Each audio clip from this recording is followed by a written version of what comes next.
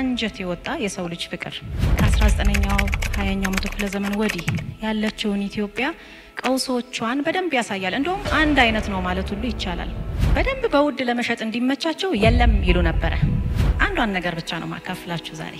እኔ ሁሉ ነገር አስተካክለዋለሁ፣ ተመልሳችሁ ትገነባላችሁ፣ ችግር የለውም። እናንተ ግን ይሄን አርጉ አላቸውና አንድ የቤት ስራ ነው የሰጣቸው። ያንዳንዱ ከባልንጀራው ጋር እውነትን ይነጋገር። ማናት ራሷን እንደዛ የምትለው ባሁን ሰዓት ዩኤስኤ አይደለ? ስሙን ወስዳዋለች። በጣም ተሸውደናለች። ዳብል ስታንዳርድ ማለት እንዲህ አይነት ነገሮች እንግዲህ እስራኤልን ለውድቀት ያደረሷት እነሱ ነበሩ ማለት ነው። በየቦታው ላይ እያወቁ ዝም የሚሉ ወይንም እያወቁ ሐሰትን የሚፈበርኩ ይቺን ሀገር ባህሪዋን ማወቅ ያስፈልጋል። ቁፉ የሆኑ ብዙ ነገሮች አሉ በዚች ሀገር ዙሪያ ላይ። በጣም ጽንፈኛ ነገር የሚፈጽሙ ሰዎች እኮ ብዙ ውሸት ያመኑ ሰዎች ናቸው።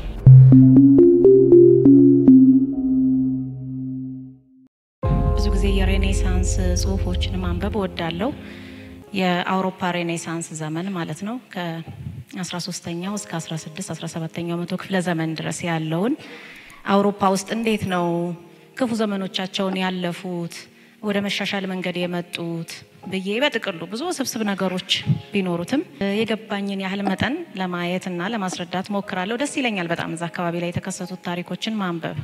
ስለ ሁለት ነገሮች፣ አንደኛ እኛን የሚመለከቱ ብዙ ታሪኮች ውስጡ አሉ። ኢትዮጵያ መነቃቂያቸው ነበረች። ብዙ ስልጣኔዎችን አጥንተዋል አውሮፓውያን፣ ግን እንደ ኢትዮጵያ የሚመስጣቸው አልነበረም። ለዛ ይመስለኛል ሸፈን እያረጉ የሚጽፉት። በጣም አንድን ሰው አንዳንድ ጊዜ ወጣቶች ለምሳሌ ፍቅር ይዟቸው እንዴት ነው በጣም የሚወዳት ልጅ ስታልፍ አይኑን ወደዛ ሊያረግ ይችላል አይደል? በጣም ኦብሰስድ ነው፣ ግን ዲቴይሏን ያውቃል ስለዛች ወጣትና ስለ ኢትዮጵያም በዛ ደረጃ ነበረ የሚያጠኑት።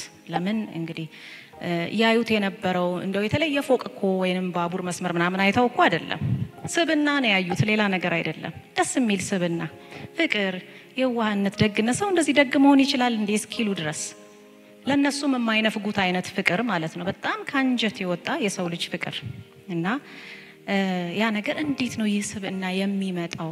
እንዴት ነው እንደዚህ አይነት ደስ የሚል ብርሃን ያለው ማህበረሰብ መመስረት የሚቻለው የሚለው ይመስጣቸው ስለነበር ያጠኑት ነበር፣ ይጽፉ ነበር፣ ይገጥሙ ነበር ወዘተ ብዙ ነገሮችና በዛ ምክንያት ያስደስተኛል። ሁለተኛው ምክንያት ደግሞ ያን የአውሮፓውያን የነበሩበት ቀውስ አሁን ያለችው ኢትዮጵያ አሁን ሲባል አሁን በዚህ በ2014 እና 15 ማለት ሳይሆን ከ19ኛው 20ኛው መቶ ክፍለ ዘመን ወዲህ ያለችውን ኢትዮጵያ ቀውሶቿን በደንብ ያሳያል። እንደውም አንድ አይነት ነው ማለት ሁሉ ይቻላል። በአውሮፓ የጨለማው ዘመን የነበረው መስቀልቅልና እኛ የምንቸገርባቸው ነገሮች ኦልሞስት አንድ አይነት ናቸው። እንደው አንድ ምሳሌ ብቻ ልጥቀስ። ምናልባት ከዚህ በፊት እንደዚህ አይነት ሌክቸሮችን ነገር ስሰጥ ሰምታችሁ ዩቲዩብ ላይ ያላወቃችሁ ካላችሁ፣ ለምሳሌ ነጋዴዎች ጋር ልምጣ። እንግዲህ ነጋዴ እዚህ ውስጥ ካለ ይቅርታ እንደ ምሳሌ ነው። የእንግሊዝ ነጋዴዎች ምን ያደርጉ ነበረ? አንድ ምርት ሲኖር በደንብ በውድ ለመሸጥ እንዲመቻቸው የለም ይሉ ነበረ። መጋዘን ውስጥ ይደብቁና የለም ከዛ በጣም እጥረት ሲፈጠር ይጠብቁና በውድ ዋጋ አውጥተው ይቸበችቡታል። በዚህ ምክንያት ኑሮ ውድነት በጣም ይስፋፋና ሰው ይማረር ነበር። አንድ አይነት አይደለም። በሁሉም አንፃር ብታዩት ማህበራዊ፣ ኢኮኖሚያዊ፣ ፖለቲካዊ፣ ሃይማኖታዊ ሁሉንም ነገር ስታዩት አንድ አይነት ችግር ነው የነበረው እና ከዛው ስታዲያ ሲወጡ ማለት ያው እንዳልኳችሁ ብዙ ኮምፕሊኬትድ ነገሮች አሉት። ግን ያንን ለመዋጋት ሲሞክሩ የሄዱባቸው ሂደቶች ብዙ ስልጣኔዎችን አጥንተዋል። የኢትዮጵያን በደንብ አጥንተዋል። ግን አንድ የሬኔሳንስ ምሁራን የሚሉት ነገር አለ። የኢትዮጵያውን መጽሐፎች ላይ ታገኙታላችሁ። ሁሉም ስልጣኔ ይወድቃል፣ ይነሳል። የራሱ የሆነ የመበተን፣ የመሰብሰብ፣ እንደገና የመፍረስ፣ እንደገና የመገንባት ሂደት አለውና ለዚህ በጣም ቆንጆ ማሳያ እስራኤል ራሷ ናት ይላሉ።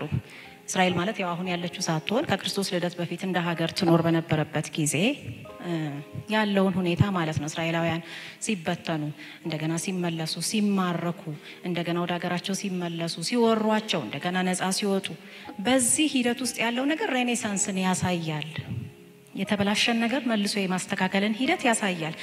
ዲቴይሉ ደግሞ ሁሉም በሚያውቀው መጽሐፍ ቅዱስ ላይ የተጻፈ ስለሆነ ለመማማሪያ ቤስት ነው ይላሉና እኔም በጣም ጥሩ ብዬ ከመንፈሳዊ አተረጓጎሞች አንፃር ሳይሆን እስቲ ከዚህ ከሬኔሳንስ አንፃር እንኳን እስቲ ሊዮ የእስራኤልን ታሪክ ብዬ አየው። አንዷን ነገር ብቻ ነው ማካፍላችሁ ዛሬ።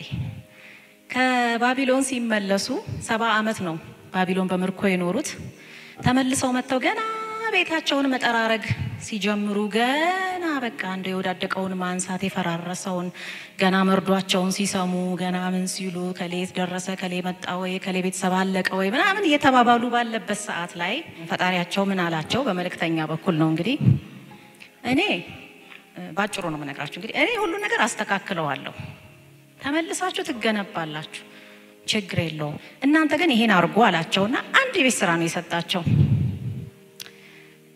ማህበር መስርቶ አላላቸውም ፖለቲካ ፓርቲ መስርቶ አላላቸውም እኔ ራሴ ጓግቼ ነው እዛ ጋር ያነበብኩት ምን ሊላቸው ነው ብዬ ድርጅት አቋቁሙ አላላቸውም ገንዘብ አዋጡ አላላቸውም ይሄ ሁሉ ነገር በኋላ የሚመጣ ነው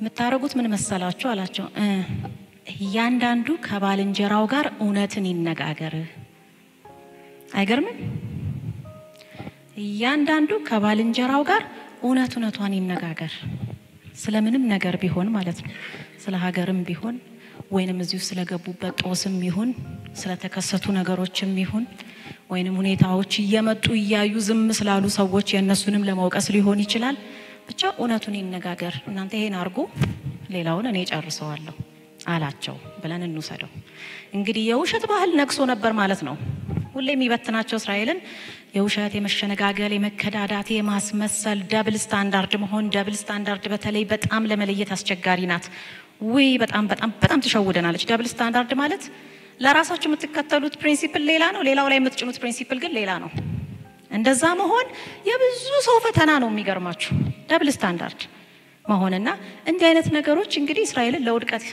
ያደረሷት እነሱ ነበሩ ማለት ነው ወደ እውነቱ እናንተ እውነትን መናገር ስትጀምሩ መነሳት ጀምራላችሁ አሁን በጣም ከዛኔ ብዙ ትምህርት ነው የወሰድኩት ከዛች መስመር ብቻ ለምን ብትሉ ብዙ ጊዜ እውነተኛ ሰው ለመሆን እውነትን ለመናገር ምናምን ገና ነገሮች እስኪመቻቹልን እንጠብቃለን አይደል የተመቸ ስርዓት ሲኖረን ነው እኮ እውነት ምንናገረው የሚል ነገር አለን ብዙ ጊዜ በርግጥ አንዳንድ ጊዜ እውነትን መደበቅ ያስፈልጋል አይደል keep it out of the reach of children የሚባሉ አይነት እውነቶች አሉ አይደል እንደ መድኃኒት ወይም ደግሞ አላስፈላጊ መስዋዕትነት የሚያስከፍሉም ሊኖሩ ይችላሉ ሰው ለምን ፈራ ተብሎ በፍጹም አይወቀስም ግን እያወቅን ምን ሸሽጋቸው እውነቶች ወይም ደግሞ ሆም ብለን ምን ፈጥራቸው ሐሰቶች በጣም ጽንፈኛ ነገር የሚፈጽሙ ሰዎች እኮ ብዙ ውሸት ያመኑ ሰዎች ናቸው እዚህ ጋር የፈበረከን የምንሰጣቸው ከሆነና እኛም ደግሞ ሳይታወቀን ደብል ስታንዳርድ የሚኖረን አይነት ነገር ከሆነ የሚከሰተው ነገር በሙሉ ለምን ይገርመናል እላለሁ ብዙ ጊዜ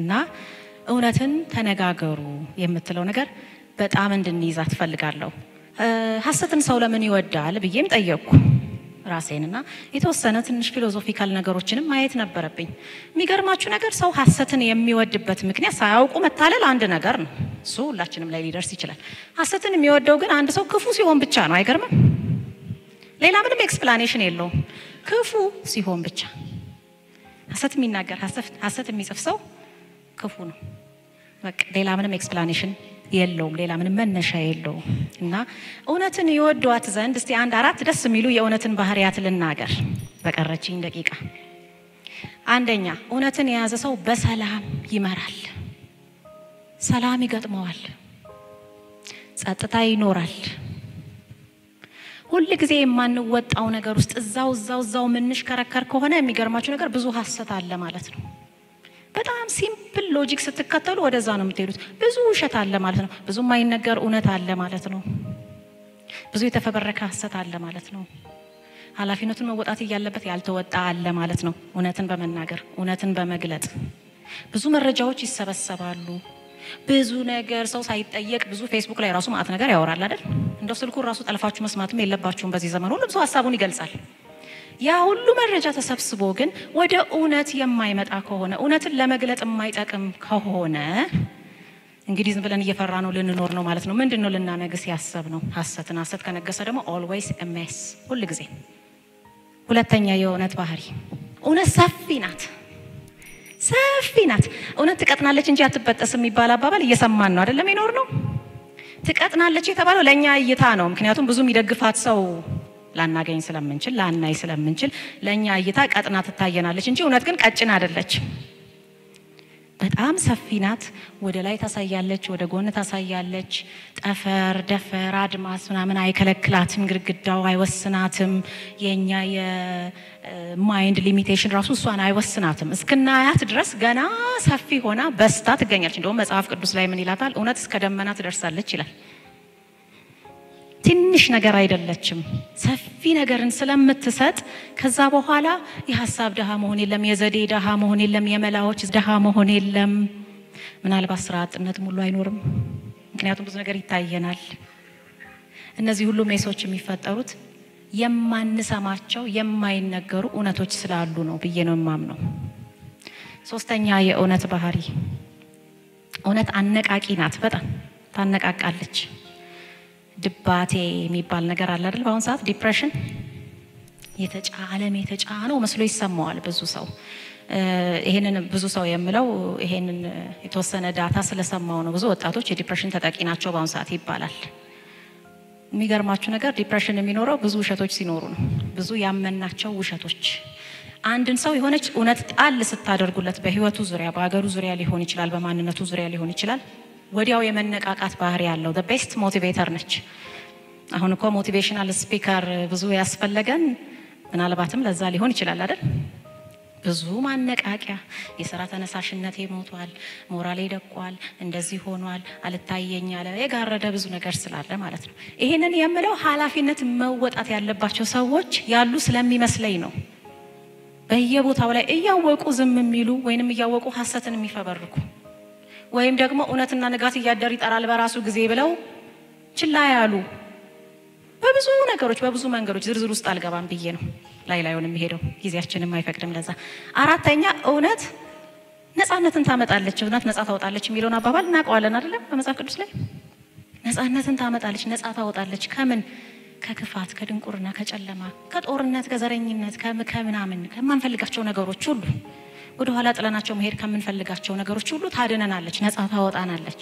ኢትዮጵያ ስሟ ኢትዮጵያ ነው። ሌላኛው ስሟ ብሔረ አጋዚት ነው አይደል?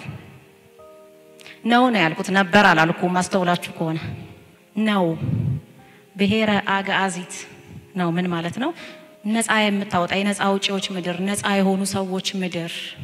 ወይንም ደግሞ እንደውም ይሄን ቃሉን ራሱ ተውሰውታል አይደለም? the land of the free በአሁን ሰዓት ማናት?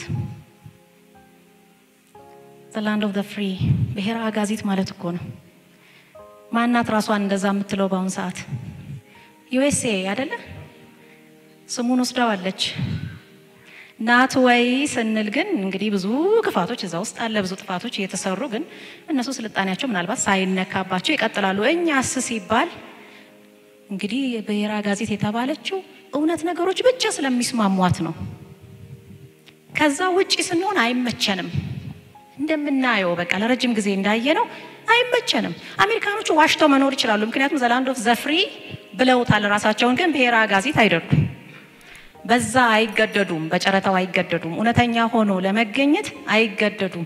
እኛ ግን ብሔረ አጋዚት በተባለች ቦታ ስላለን እውነተኛ ሆኖ ለመገኘት እንገደዳለን፣ አለዚያ አይመቸንም። ደግሞ ያው እንግዲህ land of the free የሚባለውንም ደግሞ ከኢትዮጵያ ነው የተወሰደው ትላላችሁ። እንደ ሁሉ ነገር ከኢትዮጵያ ተወሰደ የምትሉት ነገር አላችሁ የሚሉት አለ።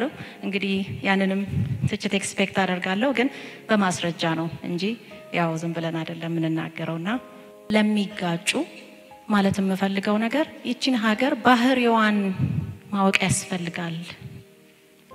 እንመራታለን፣ እንታገልላታለን፣ እንጽፍላታለን፣ እናዜምላታለን፣ እንገጥምላታለን፣ እንደርስላታለን ለምንላት ሀገር መጀመሪያ ተረድተናት ነው አይደል መሆን ያለበት። በደንብ ልናውቃት ያስፈልጋል። የራሷ የሆነ ዩኒክ ባህሪዎች አሏት። ስንነካቸው መልሶ እኛን ሆኖ እሳት ሆኖ ላፍ የሚያደርገን ኦፎ የሆኑ ብዙ ነገሮች አሉ በዚች ሀገር ዙሪያ ላይና እውነት አንዱ ባህሪዋ ነው።